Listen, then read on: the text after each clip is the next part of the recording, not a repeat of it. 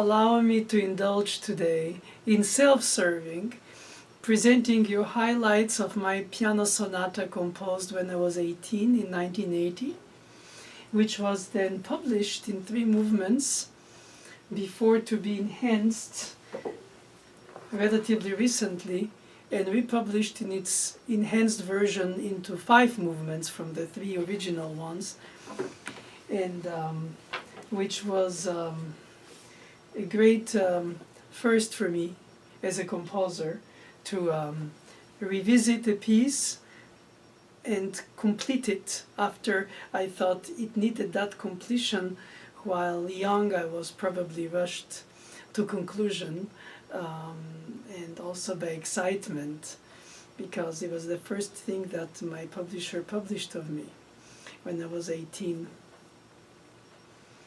And it's neoclassical, neo-baroque, neo-anything you want to call it. I didn't plan to be neo-anything. When I composed it, I wanted to write something in the formal sonata form, just like I was studying about it, all of us do, about the form of the first Haydn Viennese school, and which influenced scores of composers, way far more important, better, and in all aspects of the word than me.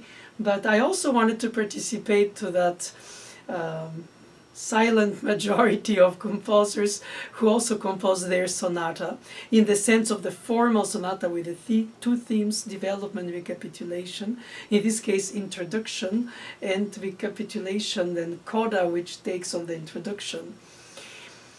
And it was something that sort of concluded the almost 10 years of studies with Mademoiselle Boulanger, during which counterpoint, harmony, fugue, analysis, keyboard harmony, performance of piano obviously, but also music theory on and out of the keyboard were part of the daily life of my 3 times 3 hours lessons a week. You could think, and I would say it in all humility, all that for that, to produce this? Well, perhaps it's not enough, or it doesn't have the value that it should have had for all these studies with this incredible master, while I was a child going to be a teenager. And most composers or musicians who survive their early childhood, in this case mine was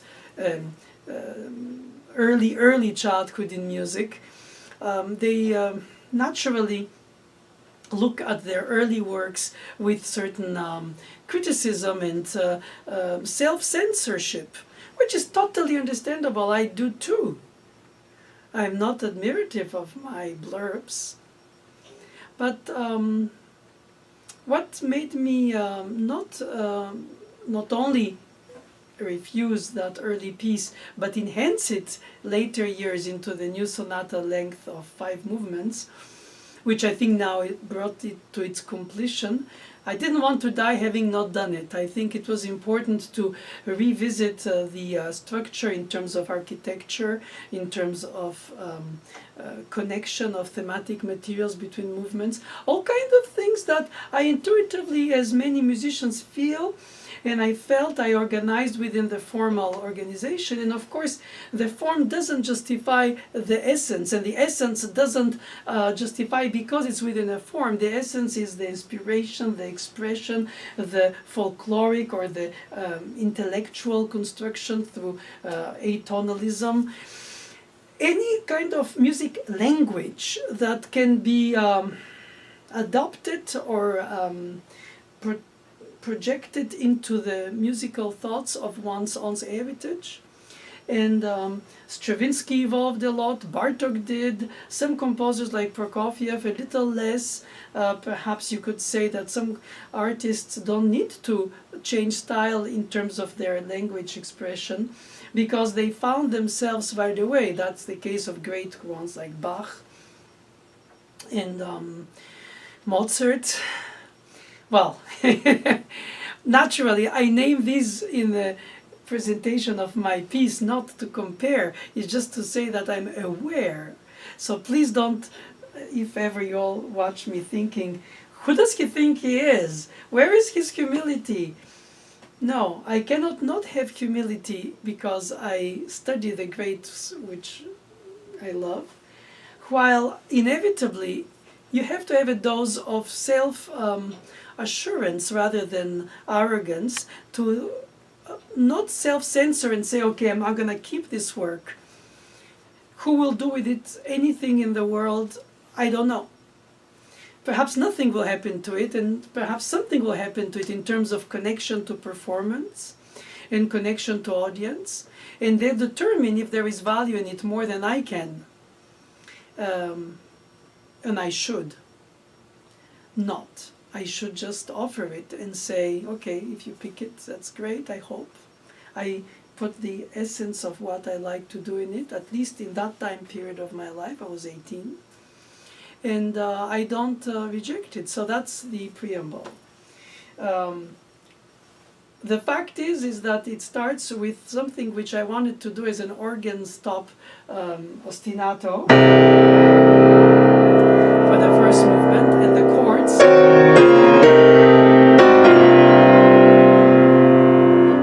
atomized in this articulated, very clear arpeggiation of these chords,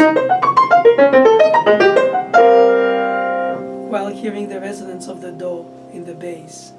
Naturally, that doesn't work without middle pedal.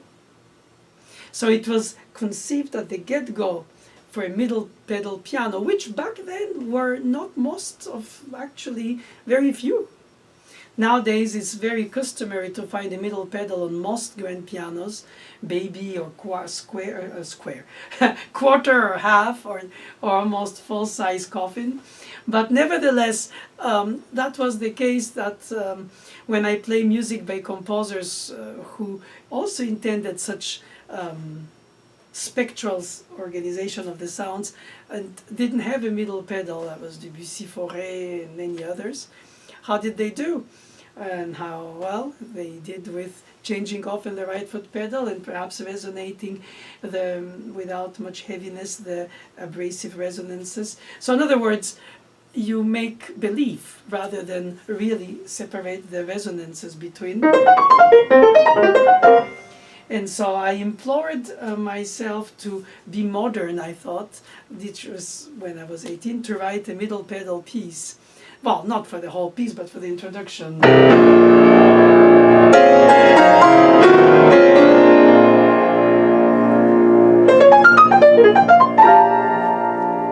So the pattern was the same, with this kind of brassy French overture of Baroque times, majestic dotted rhythm introduction.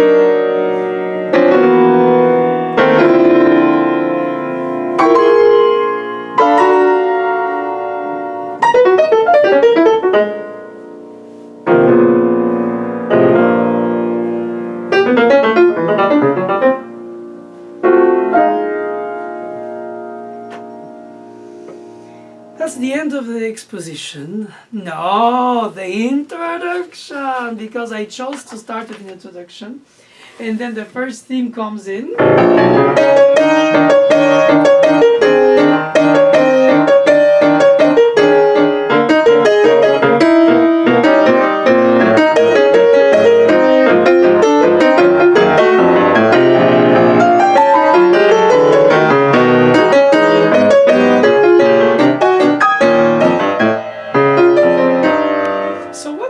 In this joyful, playful, two-voiced in the right-hand theme, is that I immediately introduced a middle voice that is played by the lower part of the right hand,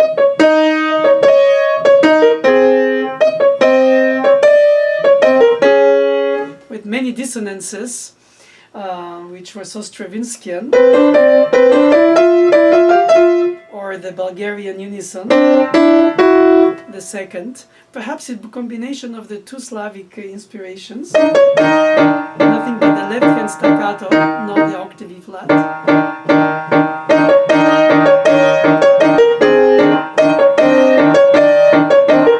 Well, at least I thought it was cool then. I still think it is sort of, but dated. Of course, everything is dated. most of the masterpieces are, of course, dateless, and they're constantly fresh and renewed. Well, let's say that this is a dated, since obviously it's not a masterpiece and it doesn't have the pretension to be. But I think that the characteristic first theme is clearly indicated after the introduction that was majestic. And then I started writing these layerings with canonic rhythmic elements for the pulse. One note off. And I wrote them on different staffs. When I wrote my manuscript, I brought to my publisher, who told me orchestra scores are not read by pianists because I put too many staffs to make it all layered in the display on the page, thinking, as I was then naive, that pianists will prefer that display of clarity for the notation in order to understand the voicing and how they, of course, vertically are arranged, because pianists play vertically, how it corresponds to the two hands. But they told me that it should be diminished or reduced to 2, possibly 3 staffs, not more. And not 1, 2, 3, and 4 for this. It's too many staffs for a piano sonata. So now it's regrouped in the new, therefore recent engraving, where you have more stems up and down for each hand. Basically, it's like all music for polyphonic purposes on the piano, reduced to 2 or 3 staffs with stems up and down, and so you still get to the same point.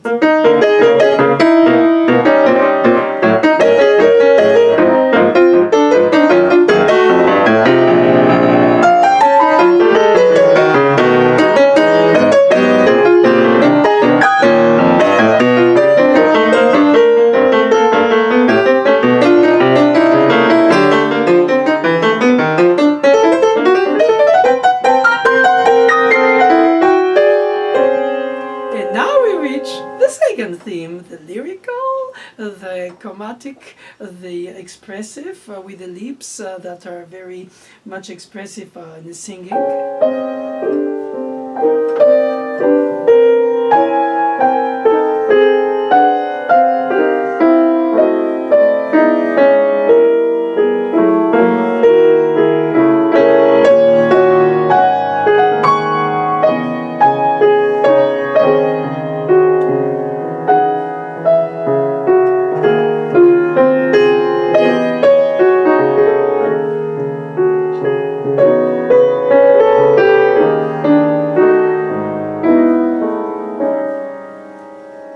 So that's the second mood of the second theme. I wanted it to be as contrasting as school sonata possible in terms of the form, tells you to contrast the playful, the singing, the rambunctious, the dreaming, whichever you want to describe it. And in this case, it's also multi-voiced, even if the combination of the voices become one.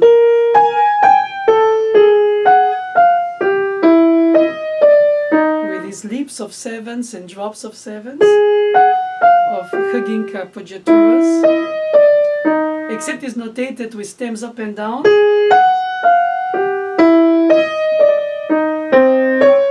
If you were to play with the 2 hands, the right hand's 2 parts, just like in the opening theme.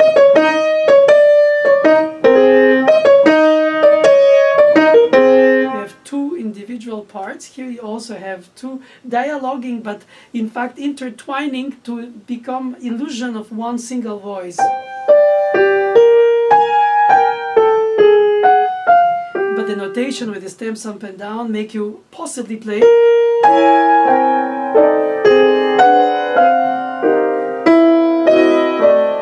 Or if you combine.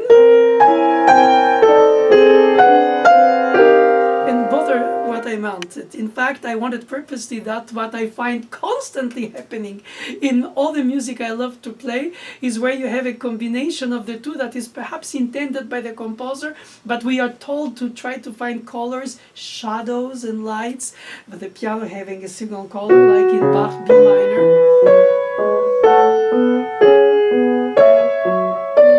And bring out by texture or by dynamic the different voices and not making a single one out of the two, but perhaps because they're placed in the same hand, therefore in the same range, the composer imagined that it would be nice to give that illusion. It's almost like a make-believe.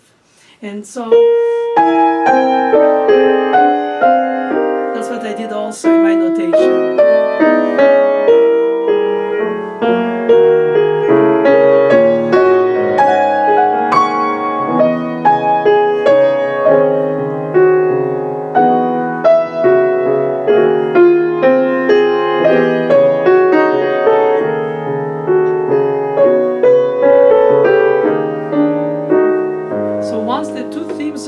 Demonstrated in the exposition, therefore that's the purpose of the exposition. I have the recapitulation of the exposition, where I decided to have the return of the first theme.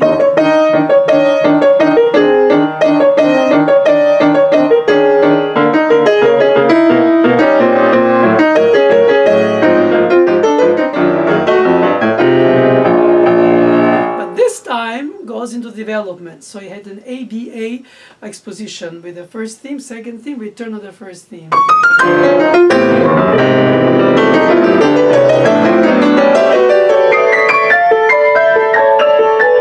There's one thing that I wanted to avoid is the inevitable bridging system. How do you go from one section to the other, from one theme to the other, from one presentation to the other? Do you always use something guessable where you know, okay, now I'm traveling, oh, now I'm in a new place, now I'm traveling, oh, now it's a new place. I try to integrate it with thematic material so that it becomes part of the whole and that you find yourself into the new section almost by agreeable surprise, hopefully agreeable. Meaning, as a listener following the GPS of the intended format, which is the whole point of the form, to suggest and to intensely through the musical expression what you want to say, how you want to express it, what it meant to the composer in terms of emotional intent or psychological presentation of the characters of the theme. But all of a sudden, since it's music without words, it's all about suggestive through the expression. But the form, and the form obliges you to organize your thoughts without to appear too obviously so that you have to find transitions that are nourished by the elements of the theme, so that you feel like you're just in a variation of the theme that all of a sudden leads you to the, in this case, development, and the second theme appears.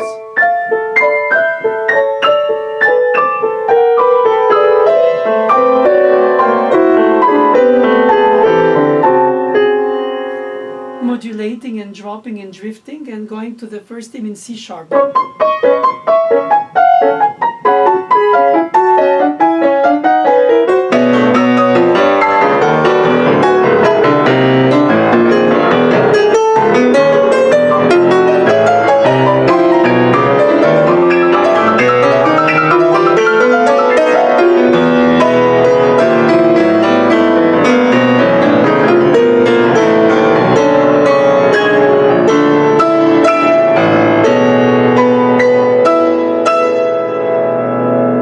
Climax of the exposition's development, therefore the development of the exposition, of course, is the same thing.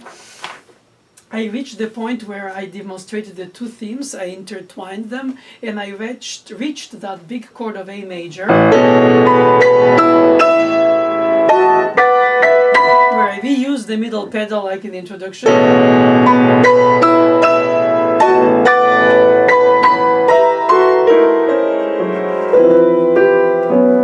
Turn of the exposition towards the recap, not yet. I restate the second theme, but this time I combine with the first theme. So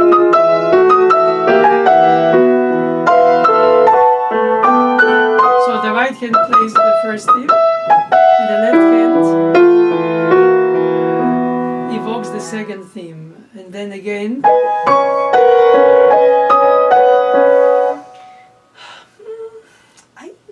It sounds very much presented like this, more than performed, a little bit scholastic, to say that with a certain pejorative feeling of, oh wow, he just wants to show off his organization of thoughts. It doesn't make it for a piece.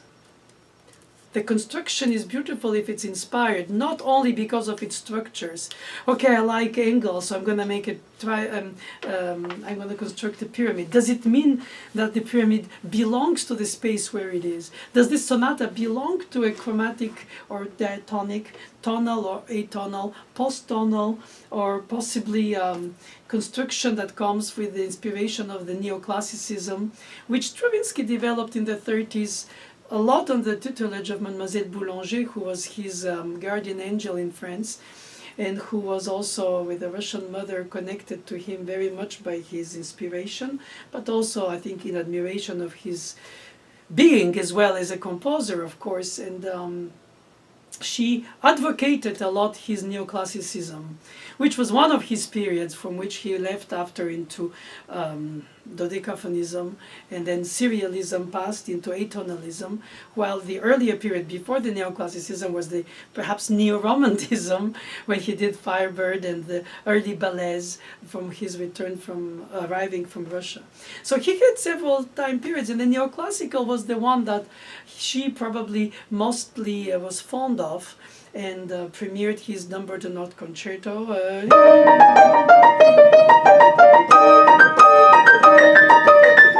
which is sort of a takeoff on a Brandenburg, if I can pronounce it right, Bach concerto that was commissioned to him, and she conducted it. Probably after that he decided to turn the page on the neoclassicism. Well, I didn't. I loved it because perhaps I loved her as well as him through her in music, and studied also with Sulima, his son, who was a very good pianist, to say the least, also composer himself. And I felt that natural link through her admiration for him, Igor, I mean, and Sulima, of course, for his father, with whom he recorded two pianos and all that. Anyway, the point of the story is that I was influenced in this, so I think that is the purpose of the style, but that doesn't justify the essence. The essence is not the how you do it, is the why you do it. And what is the value to listen to it as an artwork by itself, regardless of the rapport to other artworks or styles or time periods. And I find that, yes, I was very interested in taking, as I told you, for the transitions, therefore, ta-ti, ta-ta, this very short motif, which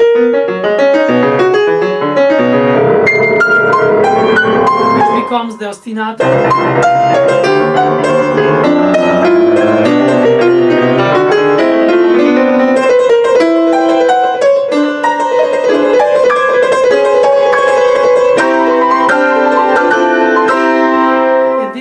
Seventh on C, which is not functionally dominant of F major, because I never go there, since it's not totally tonal, being tonal centered, you can call anything you learn in school to call things, as I did subsequently rather. I didn't know how to call it then, because Mademoiselle Boulanger was, of course, very importantly teaching me the harmony over the functional, compared to the usage of the harmonic chords for the color aspect. Debussy did and Stravinsky did, but not connected. So I culminated here in this page 13.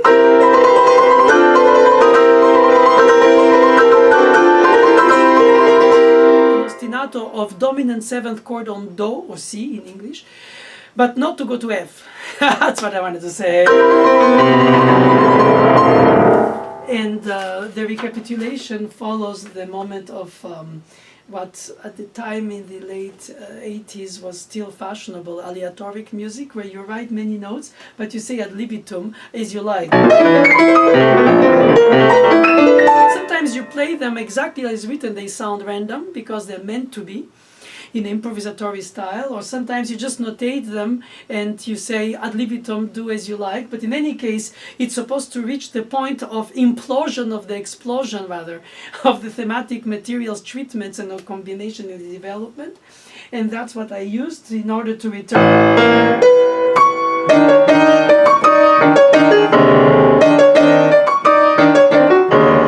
And again the first theme returns, and the first theme in the left hand this time. And the left hand faces the right hand. The seventh melodic rising of the second theme together. In order to be not heavy, in the sense of too scholarly, I only reduced it to 3 bars. I could have extended it to the whole thematic material, but I thought it shows too much show-off. The beauty of it is not the smart way of combining the contrapoint.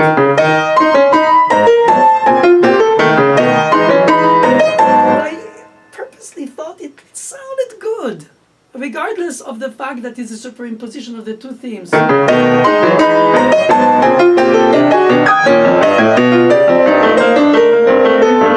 And by the way, in the Haydn sonata form, he never says that you're supposed to combine the 2 themes on top of each other.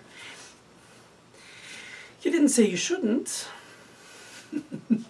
Well, in any case, that's what I did. And therefore, at that point, I had nothing but to conclude the first movement with the introduction, this time as a conclusion, the French overture, majestic opening.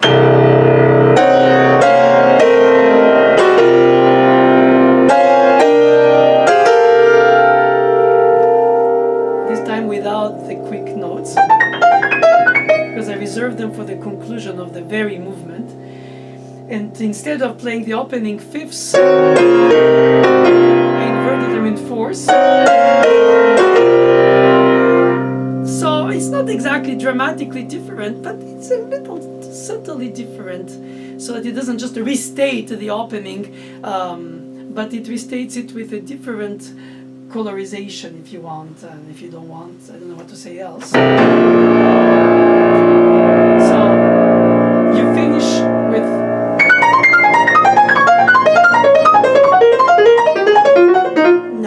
that was too guessable and too reproductive and too overly neoclassical. Well, it can never be enough neoclassical, or shouldn't be.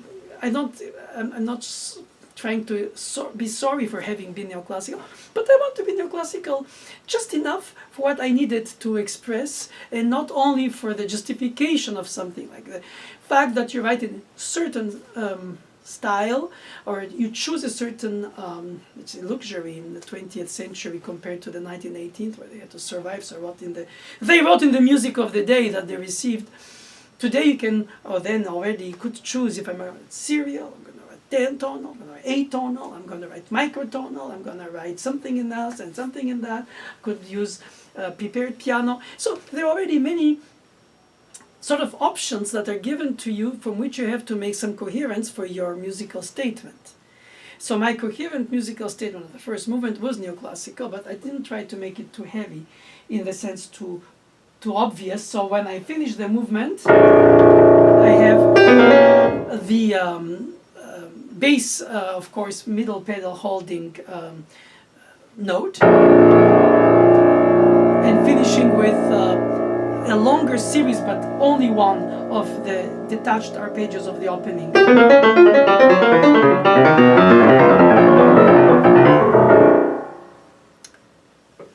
Well, that was the first movement in a nutshell, large shell, and not such a small nut. Perhaps I took too much time to express it.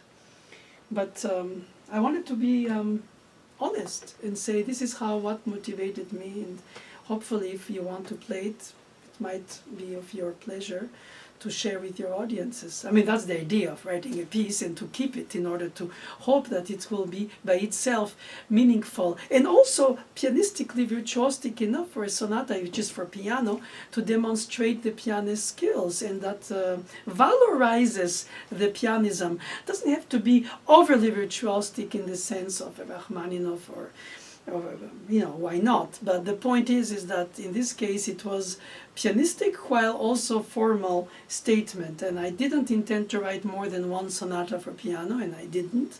This is it. And probably that's why I decided in later years to enhance it in order to develop it to its maximum different expression. So first movement was a sonata form. The second movement in the earlier version was a typical for that format, aria ABA form. And then of course the third movement was a rondo, playful, with different sections. That was already succinct but clear. And I introduced the Scherzo Perpetuo as a new second movement. The aria ABA became the third movement, and the toccata finale rondo, that was the third movement, became now the fifth movement, because the fourth movement is now the now and to be, in both cases of the second and fourth movement, the new enhancements, is a Passacaglia Fugata. So it's not full fugue, that's why it's Fugata. It's Passacaglia because it uses the lament of the dropping of the dynamics, not but of the tetrachord.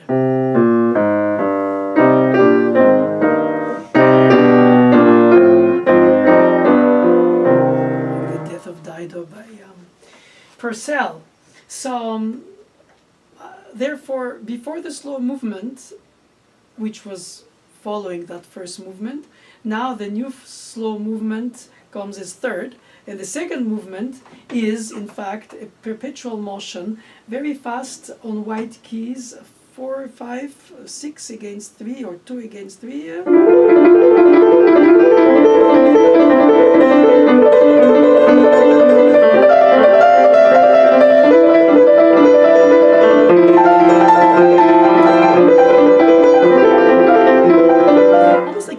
The palette between two meals. I wanted to have a movement that is just flowing like water, and that flows like a continuum without end nor beginning, and it just sort of becomes, therefore, without a full double bar, a long transition to the slow movement, which is now the third movement. And the slow movement is an aria. Okay, well, an aria, everybody writes arias.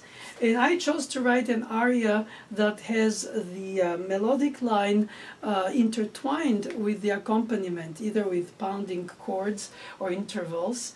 In this case, the opening.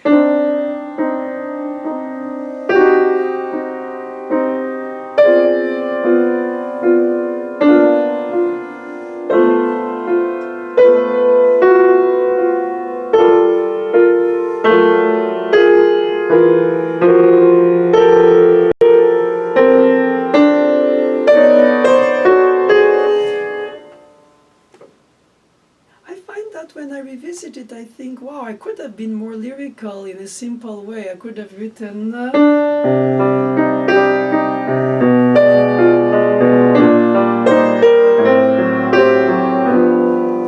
perhaps I would have done that later now. I think I was more modern when I was young.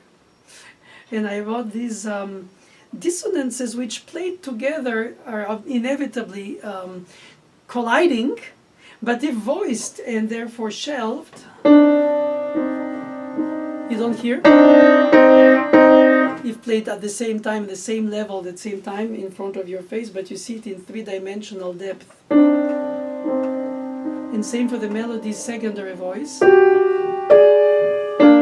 could play a second, a triton, and a third, and then you discourage the listener from hearing the pure melodic line.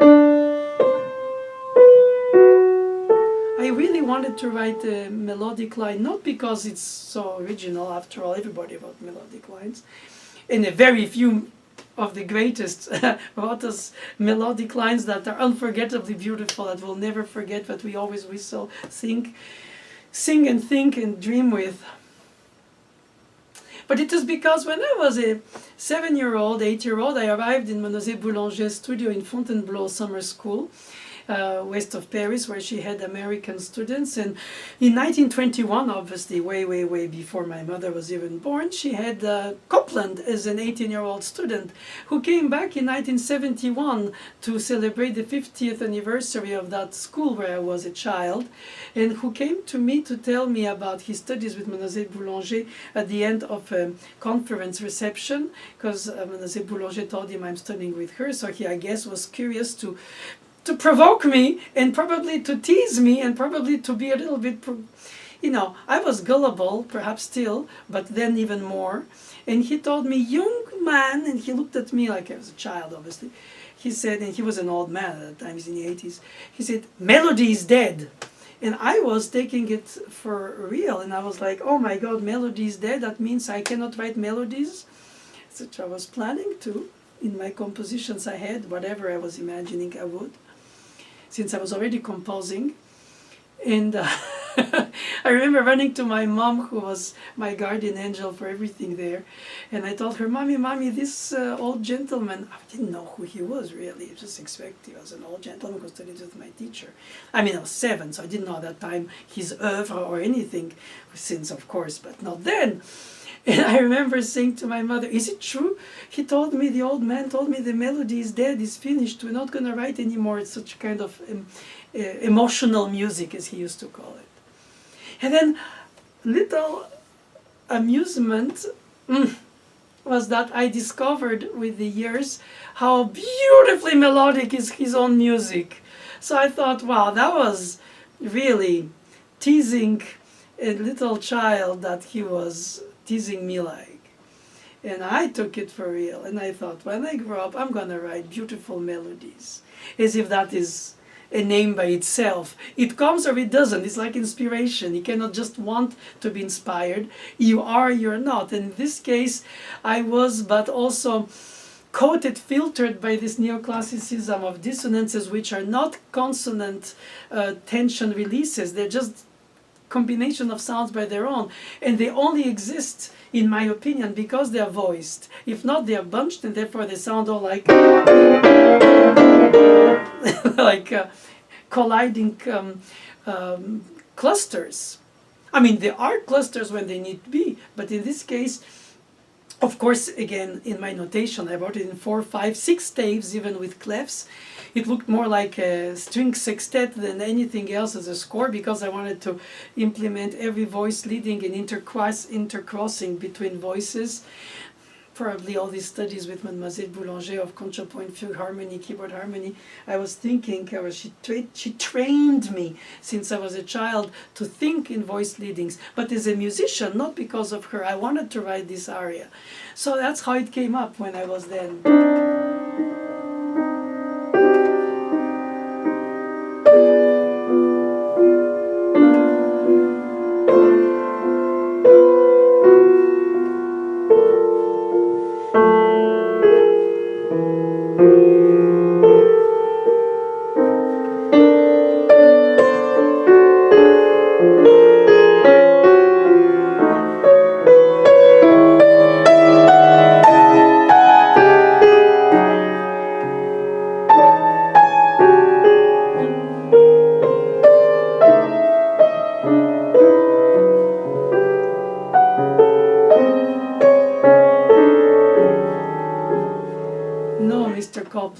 Melody is not dead, and you knew it.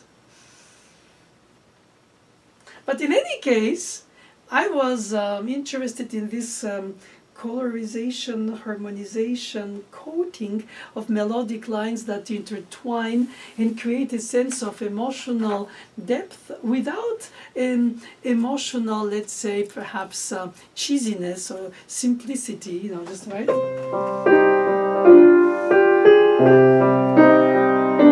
Which I allowed myself, in fact, to write later. I wrote a piece called Seven Sisters Ballad very few years ago only.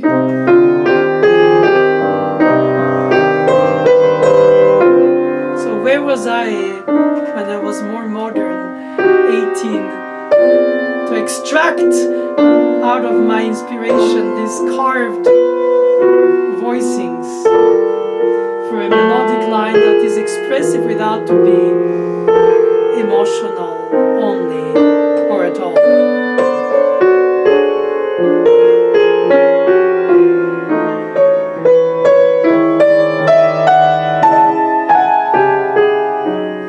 So now you understand why I kept it, because I think it is, if not a good piece, at least a piece that represents a also meaningful representation of what was my musical world then, which is all you can ask from a composer. To be honest, to be educated, to be inspired, not more than the one or less than the other, and then to give a pleasure to be played. I was a pianist. I kept as a child not having the piano technique for my pieces, since I kept composing constantly more difficult piano pieces than I could play. Every time I reached a certain level of piano technique as a performer, my compositional style developed more complexities that I couldn't easily grasp or practice, since anyway I didn't practice my own music. I spent my life practicing the Chopin, Bach, Beethoven, Mozart, and Schumann's, like all pianists we do. And so now that I have a certain technique to play my music, I revisit it and realize that yes, it necessitates a lot of layered voicing. When I hear pianists play my music, it touches me so much when it's so beautifully played, and that means to me a lot. So there is a sense of transmission. And not only after my death, even if that doesn't guarantee at all, doesn't guarantee at all after death that the composer will be played. As a matter of fact, nothing guarantees to be played. But the fact that you're a composer pianist yourself, inevitably when you compose for piano, you tend to think partly through your hands, inevitably. It's like the carver carving, the sculptor sculpting, the painter painting, the pianist playing piano. And then if you improvise, compose, organize, structure, imagine, daydream, structure, construction, or destructure, or play totally fantasy, or totally inspired, inspirational, possibly totally unconsequential improvisation only, that is part of the beauty also, to write something or play something that is not written, that remains ephemeral for the purpose of it, compared to the composition, which by essence is written, meaning thought. Therefore, that means that you chop away things from the first throw, and that you get into the depth of what you want to say, the essence of what you want to keep and offer to the whoever, people, world, pianists, musicians, the essence of what you've done. That is the purpose of composing, not just displaying all what you said and then. No, and I think some composers, they mention Mozart. Very high level, of course, not needless to even mention, that he used to tell his friends when asked that he doesn't sketch but in his mind, and it comes out directly written perfect. True, but bon, not everybody can be that. Actually, nobody. Is it his brain? Is it his soul? Is it a combination of the synapses flashing fast inside his head? Great! Perfect, but well, you know, I wrote a first draft, and then I clear, like all of us do. I clear up. It's like writing a novel, writing, painting. You test. How much? Less than others? More than others? It doesn't matter. It's like if I learned the sonata by Beethoven in 3 months or in 3 years, the day I played matters how I played. And so, of course, you have to have a certain timing in life, because if not, you cannot learn much repertoire, and you cannot constantly stay on the same piece, and you cannot either run to the new pieces when you start as a performer to learn repertoire of many pieces. And when you compose, you can also compose all your life a single piece, or perhaps all your pieces are the same piece. People say that when all these kind of emotions or inspirations lead you to the same muse, to the same inspiration, and that in a way the different concerti, sonatas, symphonies, quartets, operas, masses are declinations of the same inspiration, and that in a way a Mozart sonata, opera, aria, or mass have the same, in fact, DNA musically. And in some cases it's not. Some composers write only for opera, like Wagner and Verdi, and others not write at all for opera, like Chopin, but evoking it on the piano. So in a way it's true, writing a piano sonata, being a pianist, no matter how much you structurize it in terms of the fundamentals of the inevitably formal presentation, a lot of the flow of the events happens by the fingers. So the conclusion of the slow movement ends with a C-sharp ostinato for the middle pedal, and then the other voices are chordal voicing.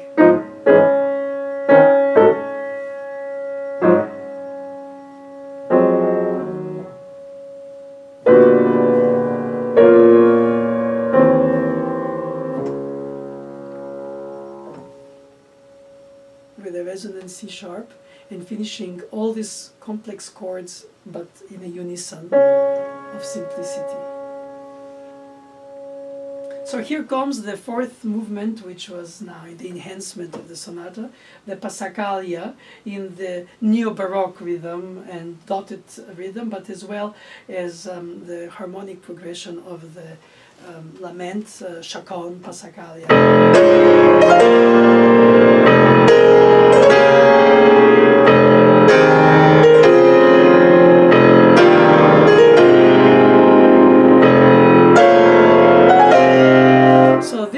Connects us to the opening.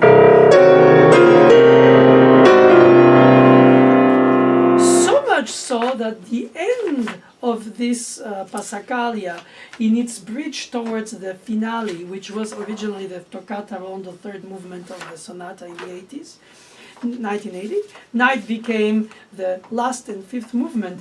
But the end of this fourth movement is a daydream of the first movement, and the presentation of it comes in these chords.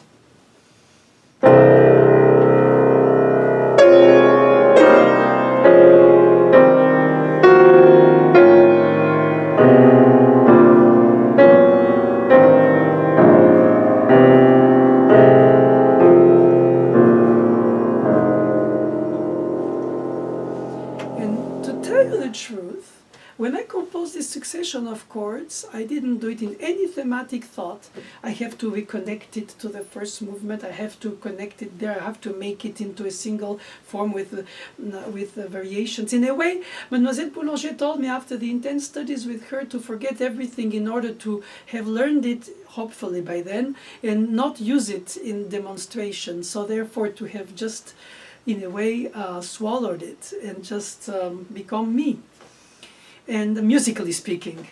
And so in that sense, when I composed this succession of chords, which I just played for you, I realized that in fact, intuitively, of course, nevertheless, subconsciously, I did the opening chords of the first movement.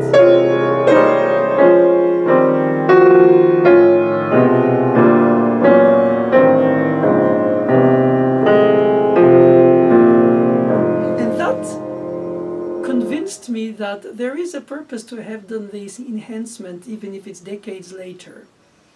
That I reopened that little gate that was opened then and reclosed after, because I wrote other stylistic works since that sonata in 1980 and until now and after.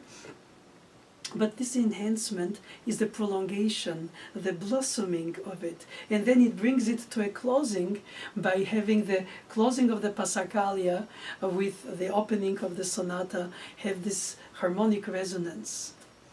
Had I thought about it, I wouldn't have done it. I would have thought, that sounds too planned, too organized, too much justifying the sonata by the structure and not the meaning because of the structure, but the structure there to bring the meaning throughout and let it breathe. As Ravel used to say, he admires most Haydn because he expressed himself without to go outside of the form. Well, I tried here to remain within the form too, even if I wanted to express the different feelings and moods. And sometimes composers like Beethoven and Liszt and Brahms, well, Brahms didn't, but others break the form and write one movement sonatas, Scriabins and Bergs and so on. And they decide to imprint on that title, which is no more the early first Viennese school imposed sonata form, but it's called sonata.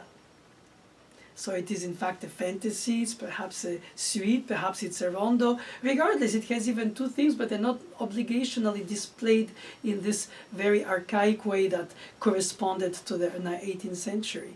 I tried to bring that in my own desire to write a sonata, not to imitate, not to try to be something I can't, because they're so greater than me, all these predecessors, but to try to also see if I can express my intense musical, meanings within the form. It was worth the try, and worth the patience to, after the youth impatience in older age, to enhance it. So before the conclusion of this Passacaglia Fugata, I do have the Fugata, the Fugette, the the theme, the subject in the fugue is a theme, is a subject, not a theme, that is in the sonata.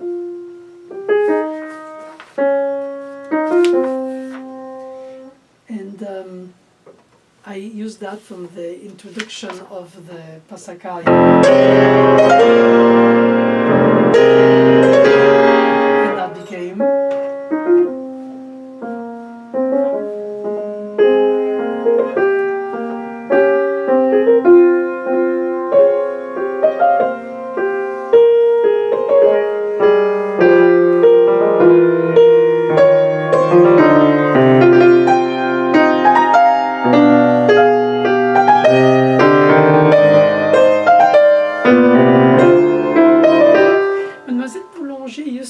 about la note choisie, the chosen note. Not just the structure, group of bars and organization, is it mathematical or is it arithmetical or whichever way, but also the specific individual way of resonances, consonances, the specific note in the melodic line that doesn't come too early but doesn't come too late but comes where it's supposed to come. It's the art of the detail within the structure.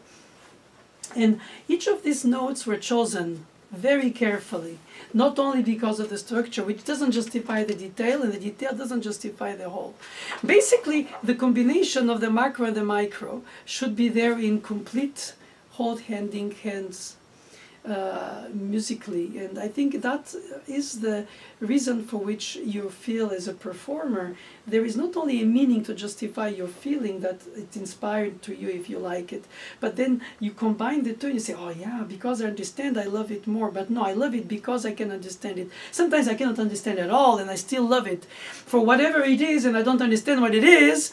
And too much understanding doesn't mean loving, and therefore doesn't mean connecting to the essence of it. And I love so many pieces of music that I play with a genuine, intense, spiritual or emotional or of all levels experience of livelihood, of being alive, of vibrating to the expression of the music that I wished to leave after me, because after all we're all passing by this earth and leaving some trace. If we feel like this is what could perhaps mean to somebody else, just like, not just like, but perhaps in a way that to me it means so much, an emotional way, to play something that I love from the other composers.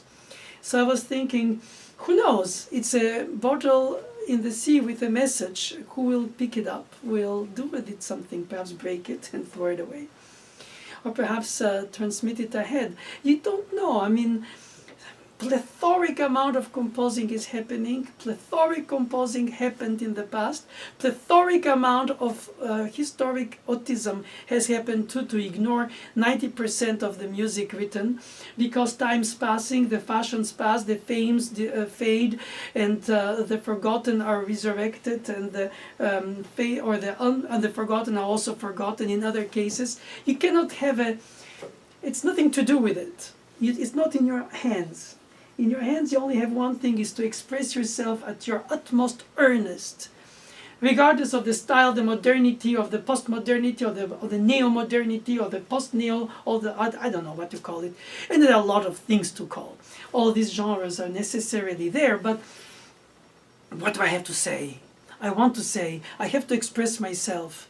I have to express myself artistically. I have to say something beyond the words, that's beyond the lyrics. It's what I wanted to express, and that's what drives me. That's what drives most composers. And some perhaps are more driven by the technique of it rather than by the intention of it or the destination of it. But I still think that the two can be combined, and should be, actually. You don't know if it will or not have any life after you or even during you. But it's there, besides you, it exists. And that's why I said in the beginning of this that it's a bit self-indulging and self-serving, but I wanted to give you the highlights of some of my movements of the sonata, actually a little bit of each, and also anecdotically some of the motivations that brought me to write it, regardless if that convinces the listener or not, or perhaps should just ignore it. But it's a fact. And I like to share that because I would have wished to have a capacity to know what was the innuendo in some pieces that I love to play by the composer's intent, and then filtered by the notation, which is our only common knowledge, and of course not the interpretation because nobody recorded their playing. And even if they did, it might have been not what we would have liked of it. So perhaps the beauty is in the eye of the beholder, so perhaps we see in it what they didn't see in themselves through their work, meaning, and that a performer sees in the work of a composer something that is beyond and what was intended in the vision of the composer's ideas. Like your own child, you see it grow and you say, oh my God, it's marvelous, I'm proud, or I'm afraid, or I worry. All parents feel that.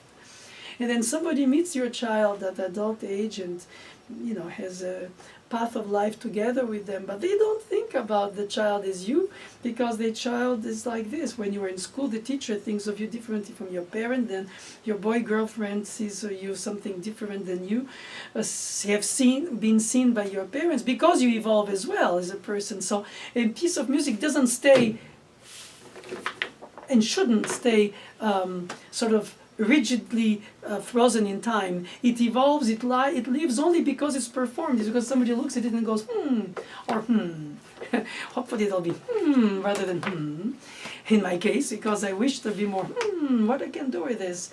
What does it mean to me? How does it show my pianism? Oh, it's interesting. Oh, I love it. Oh, I like it. Oh, God, I hate it. It sounds terrible. Okay, at least it exists, and I am very thankful that it exists. And I also think that if I kept it and I didn't therefore reject it, as many people who age do for their youth's work, is because I think that it's not arrogance. It's only saying, this is what I did when I was then, and I hope it has a value for you today, regardless of all this, out of all this context, just by itself.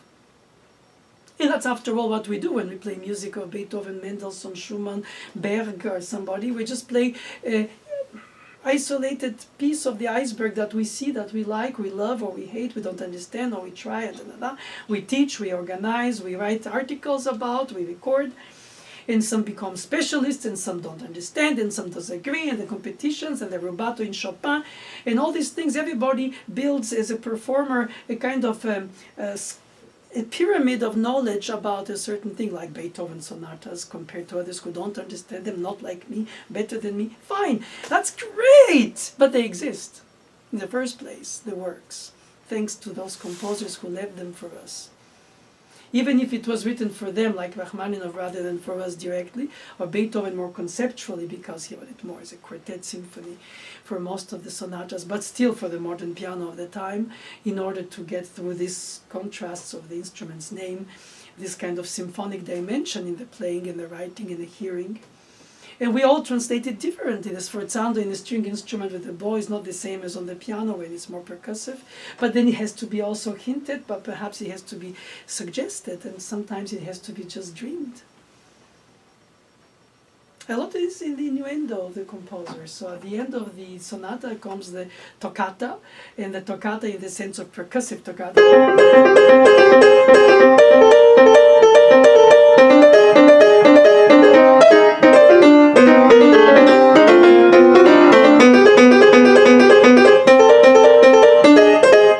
The original finale when it was in 3 movements, but nevertheless now is the 5th movement.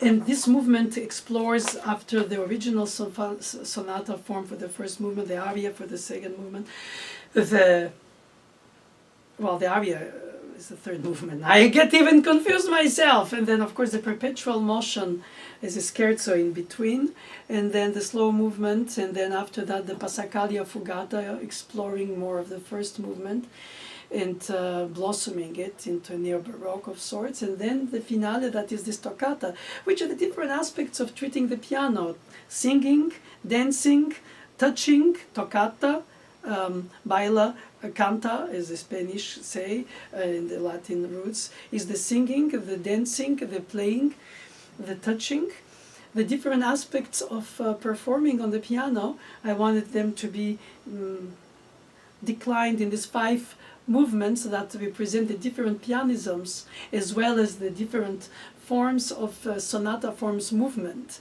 loosely inspired by the Baroque and the classical in its form rather than in its music only, except in the Passacaglia Fugata, which is also in the music itself.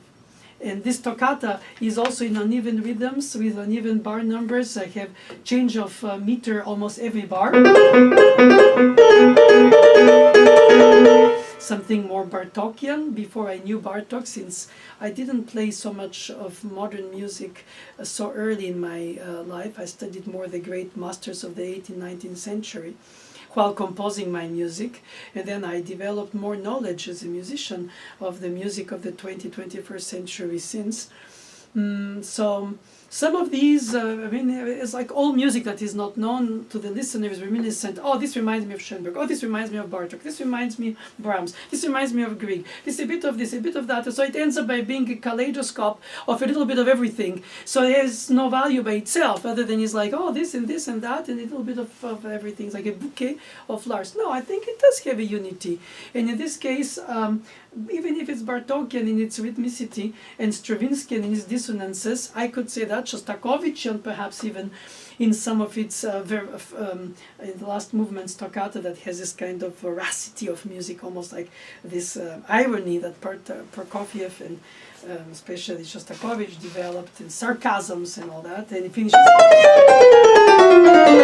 So it does have a little bit of that. Regardless, I didn't know about it before, I knew since, I kept it because I think it was representing that, what motivated me to write it in the first place.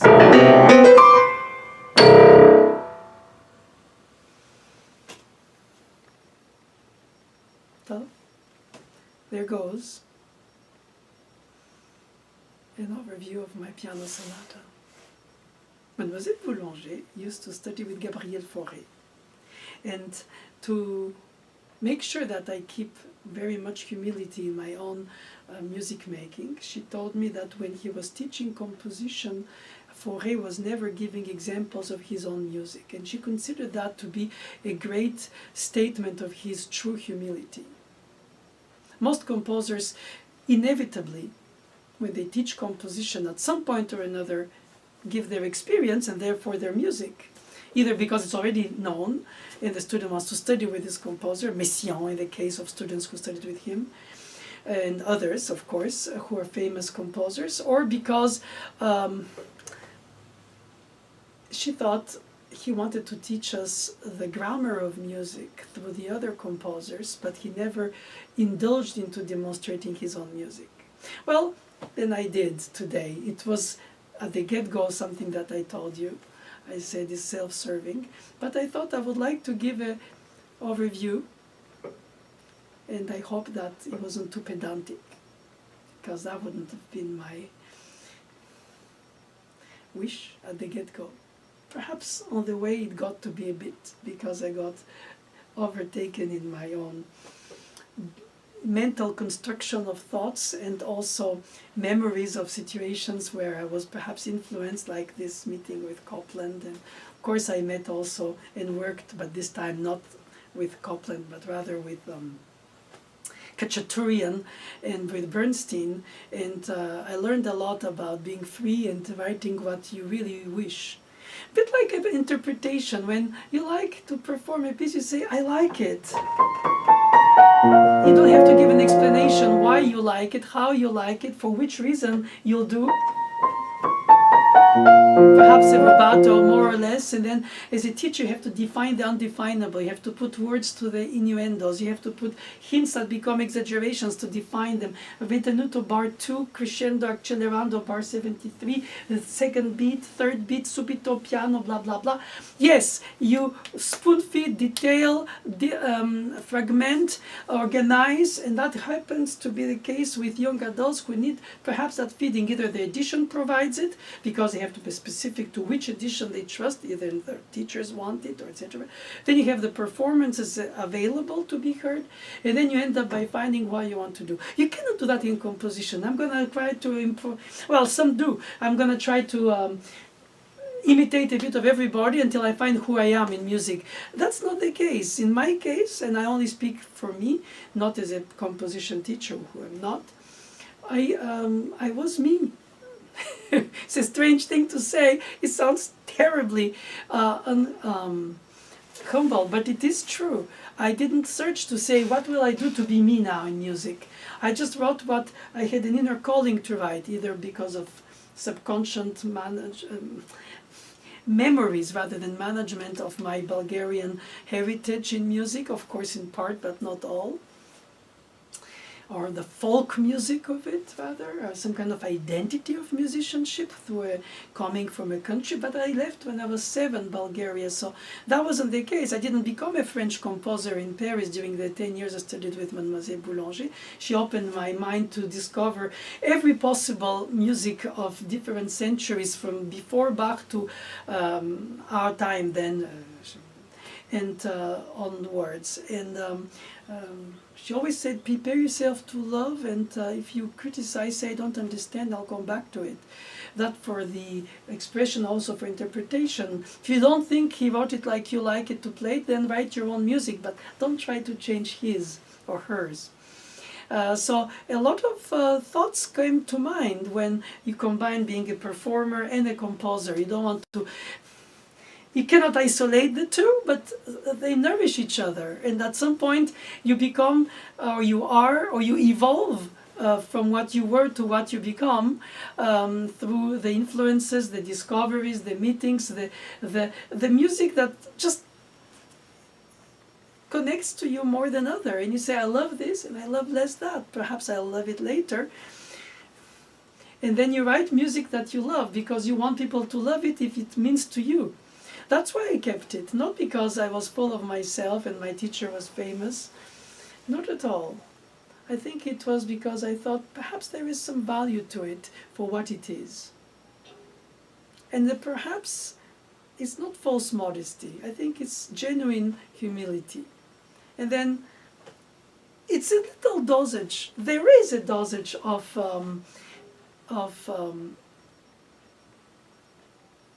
perhaps arrogance in the eyes of some, or selfishness in others, to decide that a piece of mine that I composed when I was 18 should be published.